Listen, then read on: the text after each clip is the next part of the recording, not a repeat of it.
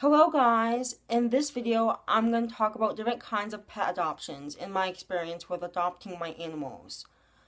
So let's begin with this one, local shelter and pet stores. So if you want to try and find a pet who really needs your help, try and go to a local shelter.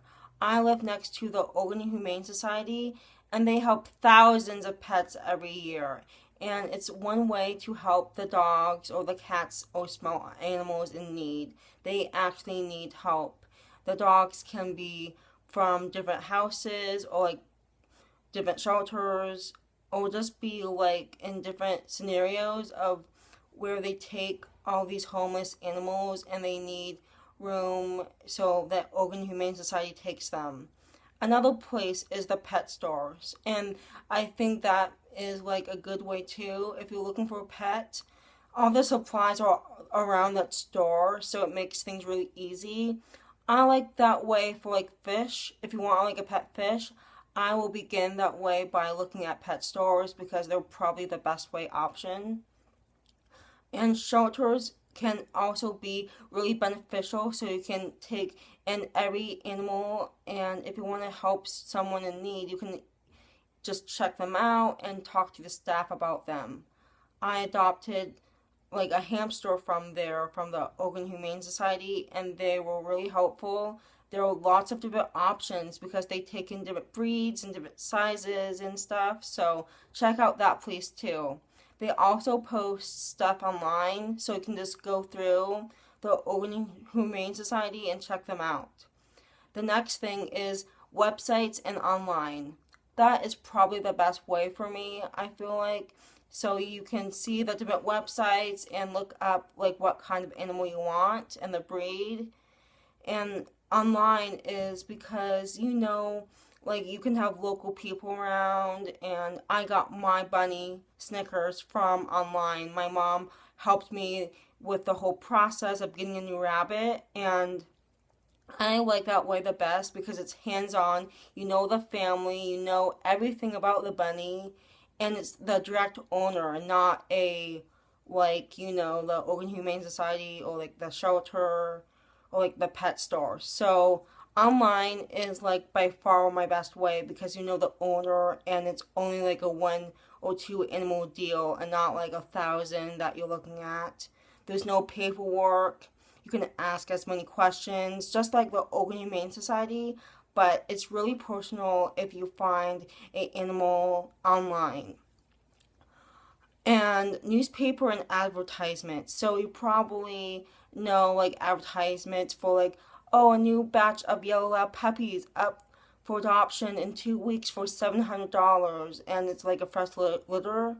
Um, that's like an advertisement, or like people try and like bring you in into like the loop of like, if you want dogs, check out this little cute dog, and they offer a picture too.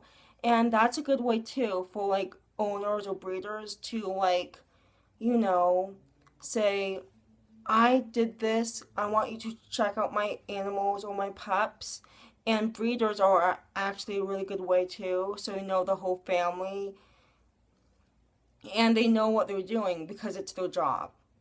And friends or family. So if you have friends or family who moved out of town and they can't take any of their animals, people get animals through friends or family if they need help.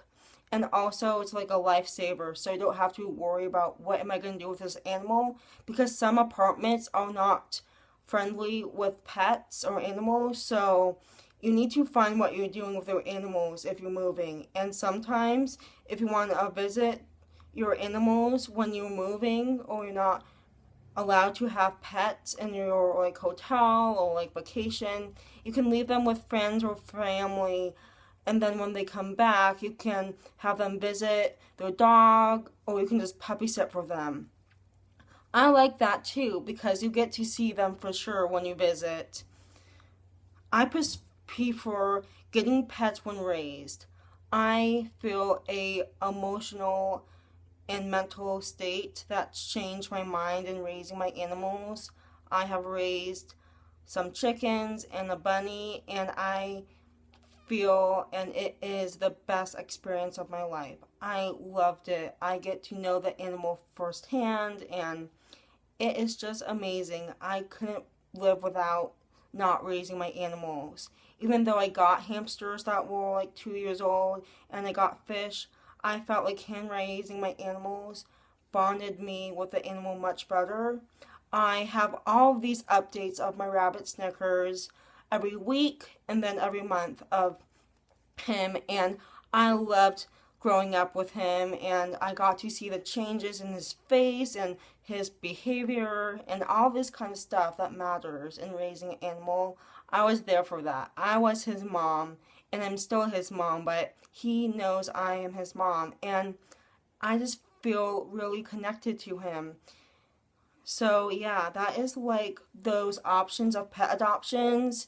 So yeah, there's different kinds. I like meeting my rabbit's parents, so I got to see Snicker's parents, his siblings, and where he lived because it mattered where I got my animals from. Not all animals are nice because of the owners or like how they were treated, but when you raise your animals and you know the owner through like online or just like looking something up, it is a really good way to know, and just to be positive is checking out every resource you get. So that is my pet adoption story.